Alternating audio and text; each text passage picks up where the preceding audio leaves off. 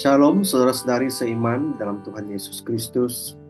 Terima kasih atas peluang diberikan oleh Jawatan Kuasa Doa ICM SIC karena memberikan peluang kepada saya untuk berkongsi dasar firman Tuhan pada hari ini. Syukur kepada Tuhan karena hari ini kita diberikan kesempatan untuk berkumpul, mendengar dan merenungkan firman-Nya. Pertemuan di sini bukanlah suatu kebetulan, namun Tuhan sendiri yang telah menetapkan saat ini untuk kita semua mendengarkan firman Tuhan. Pada hari ini, saya sangat bersuka cita untuk berkongsi firman Tuhan dari kitab Amos. Kitab Amos adalah satu kitab nabi kecil dalam perjanjian lama yang membawa pesan keras tentang keadilan, kejujuran, dan pertobatan. Walaupun ditulis ribuan tahun lalu, pesannya sangat relevan untuk zaman kita sekarang. Pesan Tuhan melalui seorang nabi yang tidak datang dari golongan imam atau raja, tetapi dari seorang gembala dan pemetik buah ara, yaitu Nabi Amos. Tuhan memakai orang biasa untuk menyampaikan pesan yang luar biasa. Nah, hari ini tuan-tuan dan puan-puan, saudara-saudari yang dikasihi Tuhan Yesus, Tuhan juga boleh pakai kita semua untuk melakukan pekerjaannya. Amos diutus kepada bangsa Israel pada ketika itu dalam keadaan yang makmur secara ekonomi, tetapi rosak secara moral dan rohani. Mereka rajin beribadah, tetapi hidup mereka jauh dari kehendak Tuhan, penuh ketidakadilan, penindasan terhadap orang miskin dan hati yang keras. Jadi saudara-saudari sudah siap untuk mendengar firman Tuhan? Saya bawa kita terus kepada topik perkongsian saya pada hari ini. Tajuk perkongsian saya pada hari ini adalah Tuhan menuntut keadilan dan hati yang murni. Teks kubah yang saya ambil daripada Amos 5:21 sehingga 24. Tema yang saya bawa pada hari ini adalah iman yang sejati mesti disertai keadilan dan kebenaran, bukan sekadar ibadah luar. Bukan sekadar ibadah luar semata-mata. Saya bawa saudara-saudari kepada firman Tuhan, yaitu di dalam Amos 5:21 sehingga 24. Aku membenci, aku menghinakan perayaanmu, dan aku tidak senang kepada perkumpulan rayamu. Sungguh, bila kamu mempersembahkan kepadaku korban-korban bakaran dan korban-korban sajianmu, aku tidak suka, dan korban keselamatanmu berupa ternak yang tambun. Aku tidak mau pandang. Jauhkanlah daripadaku keramaian nyanyian-nyanyianmu, lagu gambusmu, tidak mau aku dengar. Tetapi biarlah keadilan bergulung-gulung seperti air dan kebenaran seperti sungai yang selalu mengalir. Demikianlah firman Tuhan yang kita akan renungkan bersama pada hari ini, yaitu daripada Amos 5:21 hingga 24. Pertama, dalam firman Tuhan ini, pada ayat ini, terdapat 3 isi penting yang menjadi tujuan kepada perkongsian pada hari ini. Yaitu pertama, Tuhan tidak terima ibadah tanpa keadilan. Tuhan tidak menerima ibadah tanpa keadilan. Jadi di sini, aku benci, aku hinakan perayaan-perayaanmu, jauhkan daripadaku keramaian nyanyianmu. Tuhan sangat jelas, tuan-tuan dan puan-puan, saudara-saudari yang dikasihi Tuhan. Dia tidak berkenan dengan ibadah luar yang tidak disertai perubahan hati. Kita boleh menyanyi, memberi persembahan, hadir dalam ibadah, tapi jika hidup kita penuh kepura-puraan, kezaliman dan ketidakadilan, Tuhan tidak berkenan. Nah, di sini jelas kepada kita pesan Tuhan di sini melalui Amos bahwa ibadah itu harus disertai dengan keadilan, bukan suatu bentuk kepura-puraan.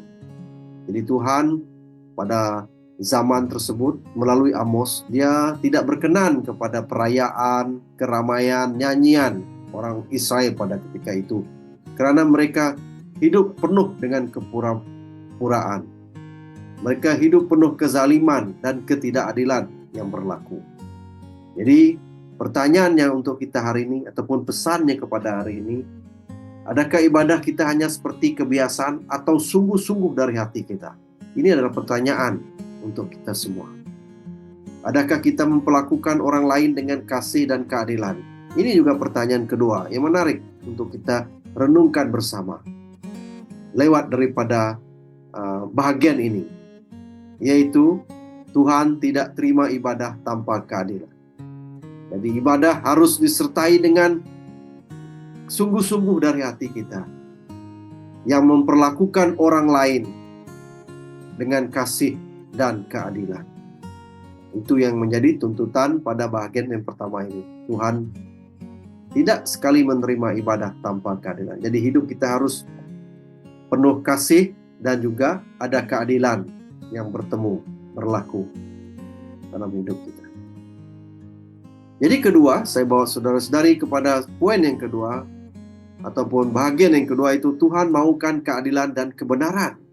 Tuhan maukan keadilan dan kebenaran.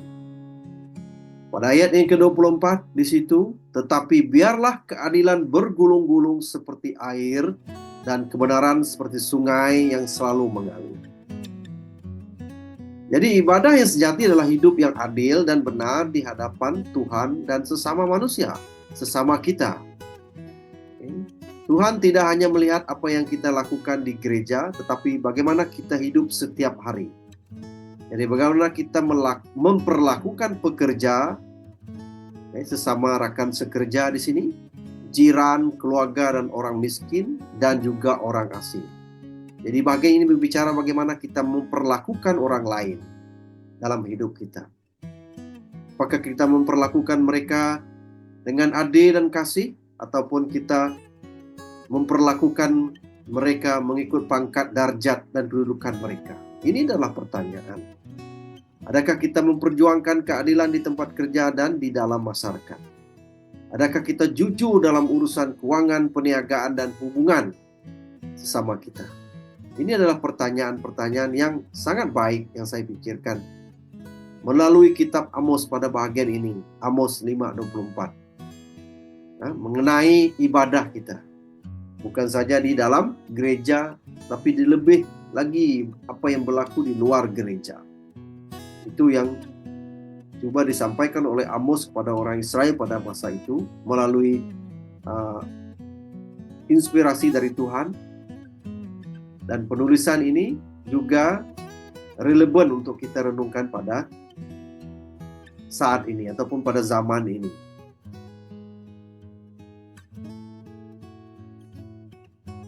Seterusnya, saudara-saudari yang dikasihi Tuhan, poin yang ketiga adalah poin yang terakhir, yaitu Amos di sini membawa seruan untuk bertobat.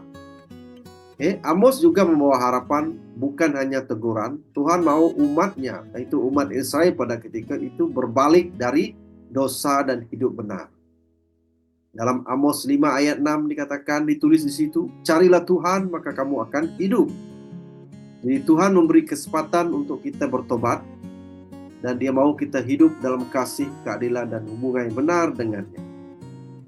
Jadi poin yang ketiga ini, kita sebagai orang yang percaya harus terus-terusan bertobat dan percaya kepada Tuhan. Seperti yang kita telah rayakan pada minggu ini, yaitu Tuhan telah mati di kayu salib bagi penebusan manusia dari dosa, dan juga kita telah diselamatkan lewat daripada pekerjaan Tuhan di kayu salib. Dan Tuhan telah bangkit dari kematian kekal. Dan kita menyembah Tuhan yang menang atas kematian. Jadi, untuk memperoleh semua itu, kita harus bertobat dan percaya kepada Tuhan Yesus Kristus sebagai Tuhan dan Juru Selamat kita. Nah, ini yang ditulis oleh Amos dan dibicarakan dia kepada orang Israel, yaitu Tuhan mau mereka pada zaman tersebut supaya mereka bertobat. Dan balik kepada kita juga pada hari ini, untuk kita sendiri merenungkan kehidupan kita. Maka kita masih lagi belum bertobat. Jadi ini adalah pertanyaan-pertanyaan yang sangat baik untuk diri kita sendiri. Dan sebagai kesimpulan renungan firman Tuhan pada hari ini, saudara-saudari, melalui kitab Amos ini ataupun melalui Nabi Amos ini, Tuhan sedang berseru kepada kita juga. Iman sejati bukan sekadar di bibir, di mulut, bukan sekadar rutin rohani yang kita harus lakukan setiap minggu. Namun iman sejati harus kelihatan dalam tindakan kita, saudara-saudari. Dalam cara kita memperlakukan orang lain. Dalam keadilan dan kasih yang nyata. Ini jelas, yaitu iman tanpa perbuatan adalah mati. Jadi kita harus menghidupi iman itu, supaya iman itu bertumbuh dan menjadi kuat dalam hidup kita. Melalui tindakan kita yang diperhatikan orang lain. Apabila orang lain melihat kita, mereka melihat kemuliaan Tuhan. Apabila orang lain melihat tindakan kita, mereka akan tertarik dan bertobat, percaya kepada Tuhan Yesus Kristus yang kita imani. Dari pertanyaannya, adakah kita beribadah dengan hati yang murni? Adakah kita memperjuangkan keadilan atau hanya mementingkan diri sendiri? Marilah kita mohon agar Roh Kudus bertindak memimpin kita, menyelidiki hati kita, membentuk kita menjadi umat yang bukan hanya rajin beribadah, tetapi juga hidup dalam kasih, kebenaran, dan keadilan. Nah, saudara-saudari, demikianlah perkongsian ringkas saya untuk menguatkan iman kita, kepercayaan kita di dalam Tuhan Yesus Kristus, dalam kita melayani, dalam kita juga melakukan pekerjaan Tuhan.